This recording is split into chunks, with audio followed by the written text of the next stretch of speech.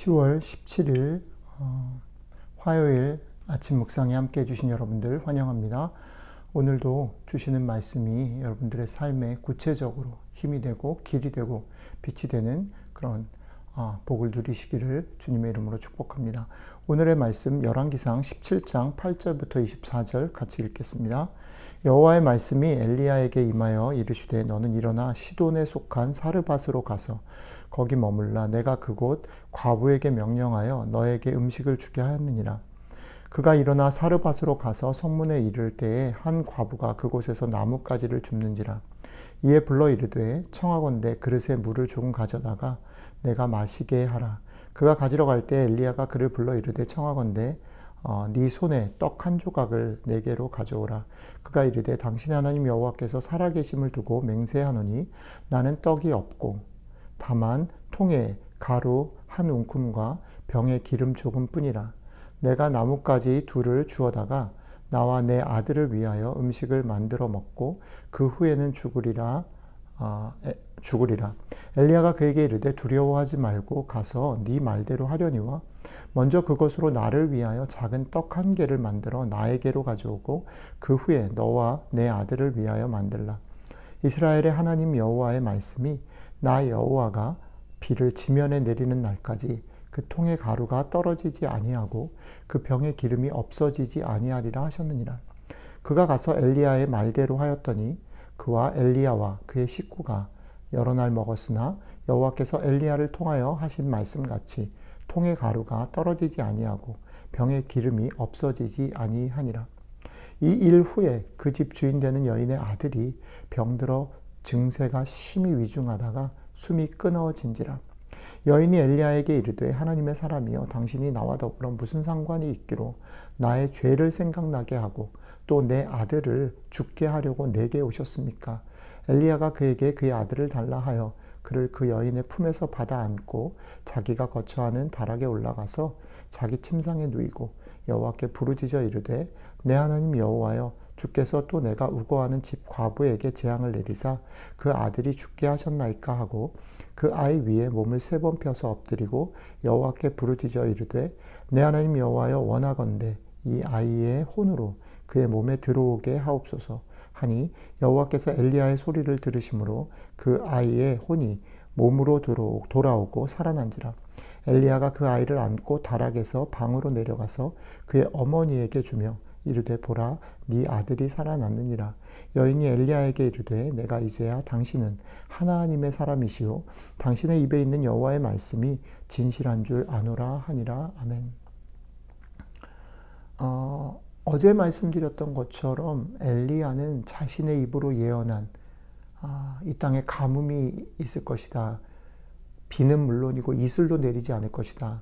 하나님이 나를 통해서 다시 그것을 끝낸다라고 말씀하시기 전까지 그렇게 할 것이다 라고 예언한 그 예언이 사실 아하방 때문에 일어난 일이고 이스라엘을 향한 예언이지만 그 예언을 한 엘리야 자신도 그 예언의 심판의 그런 곤란함과 어려움에서 비껴가지 않는다라는 거지요. 그래서 그 곤란을 겪었지요. 그러나 그 곤란을 하나님께서 까마귀를 통해서 먹이시고 시냇가에 아직 남아있는 물을 통해서 먹이셨는데 이제 그것도 끊어졌다라고 얘기를 했습니다. 자, 그런데 하나님의 방법이 참 흥미로운 게 뭐냐면 이제 그렇게 된 엘리야를 누가 살리냐면 사르밧 과부가 살리는데요. 사르밧 과부가 살리는 그 모습 속에서 사르밧 과부도 먹을 것 이제 마지막으로 먹고 죽으려고 하는 그것밖에 가진 것이 없는 거예요. 저는 이 부분도 대단히 우리가 마음에 좀 담아보면 좋겠다는 생각이 들고요. 저 개인적으로도 이런 경험들을 하게 됩니다. 사역을 하다 보면 그리고 지난 보스턴에서 한 30년 정도 지내면서 저희의 삶이 그랬거든요. 하나님께서 까마귀를 통해서 많이 먹이셨어요. 그런데 그 까마귀들이 도대체 누구냐라고 말할 때 곰곰이 돌이켜보니까 오늘 말씀 보니까 넉넉하고 나눌 게 있고 여유 있는 사람들이 까마귀인 것은 그렇게 많지 않아요. 거의 형편들이 비슷한 분들이 마음에 같은 아픔과 동감을 가지고 자신의 것을 나누는 경우들이니까 거의 비슷비슷한 사람들끼리 사실은 없지만 같이 나눌 때에 그것이 풍성해지는 것들을 많이 경험하게 됩니다. 오늘 말씀도 그런 것 같아요. 사르밧 과부는 엘리야의 부탁을 받았지만 사실은 그가 가지고 있었던 거는 이제 마지막 먹을 그거였어요. 근데 뭐 설득이 됐든지 어쨌든지 뭐 자포자기 됐든지 간에 그것을 나눴어요. 근데 엘리야의 말도 참 재밌습니다. 엘리야가 그것을 다 달라고 하지 않고 너희가 먹을 것 중에 조금만 떼서 나한테 달라 이렇게 얘기한 거예요. 그러니까 그거는 나눔이죠.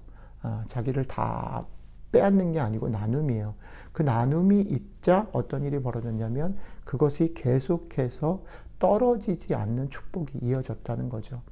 어쩌면 이게 그리스도인들의 삶, 하나님이 우리를 다스리시는 삶의 그런 모습과 되게 유사한 것 같아요. 근데 오늘 말씀은 그것을 다루고 있고 그 다음 얘기가 이어지죠.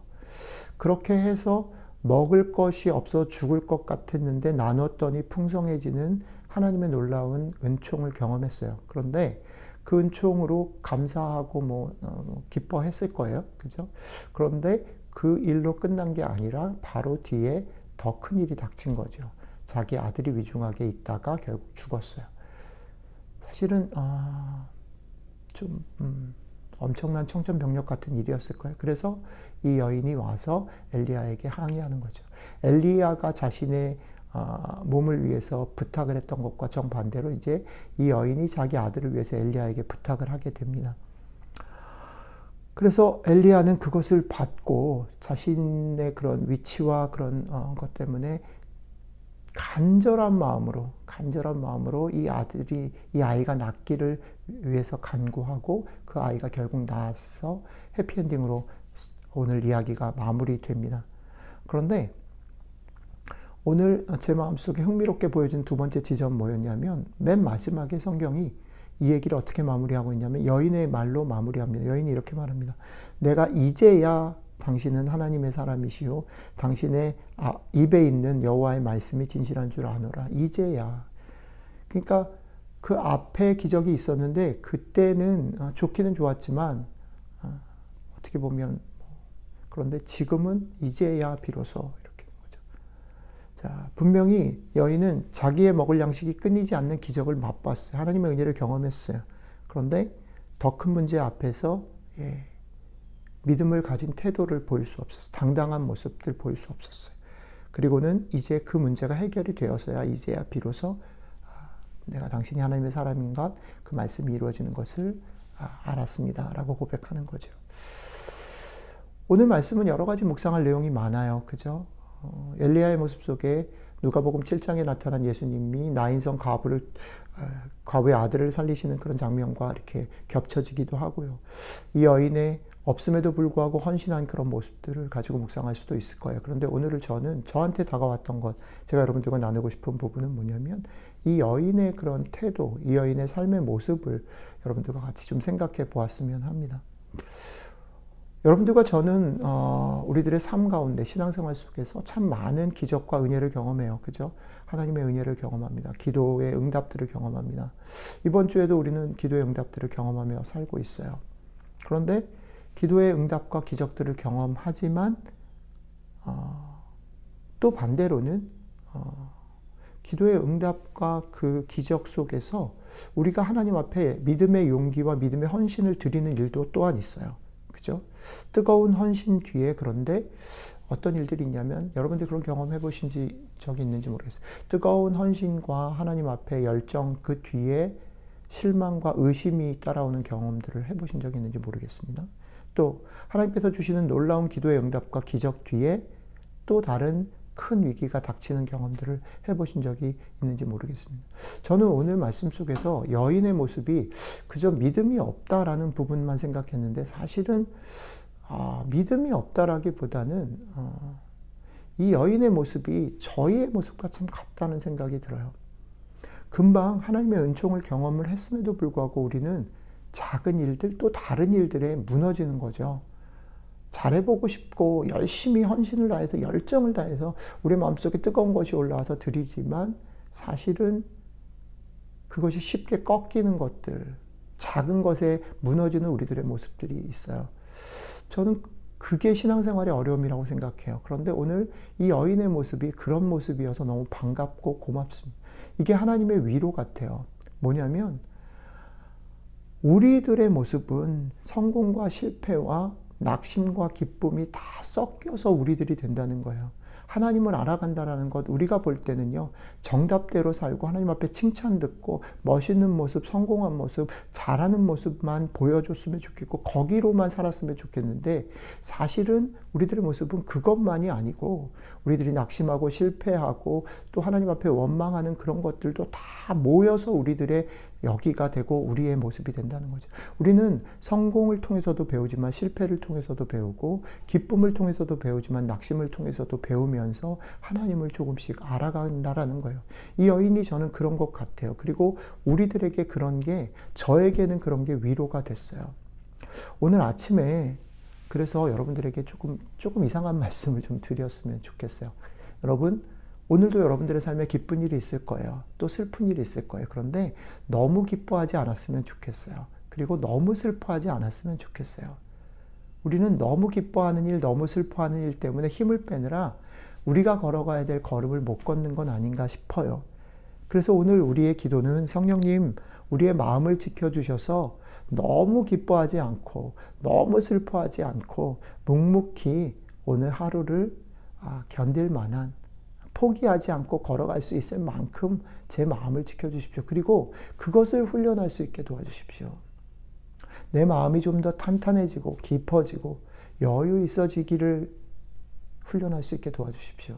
그래서 어느 시간이 지났을 때 다른 사람들이 나를 보면서 당신 참 깊어졌어. 당신 참 여유 있어. 당신 참 너그러워. 라는 말을 할 수 있게 도와주십시오.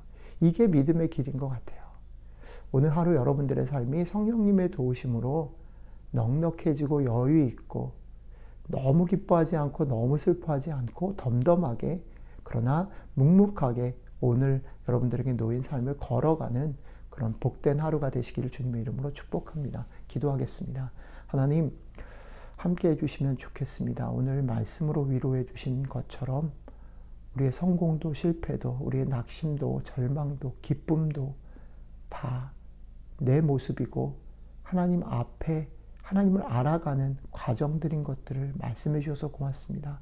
그것이 참 위로가 되는데 성령님, 우리의 마음을 지켜주셔서 오늘 하루 우리가 살아가는 삶 속에서 또 경험하는 많은 일들 가운데 내 마음이 흔들리지 아니하고 내 마음이 더 깊어지는, 그래서 너무 기뻐하지 않고 너무 슬퍼하지 않고 오늘 나에게 주어진 일을 묵묵히 최선을 다해서 걸어가는 복된 하루 되게 도와주십시오. 감사드리며 예수님 이름으로 기도드렸습니다. 아멘.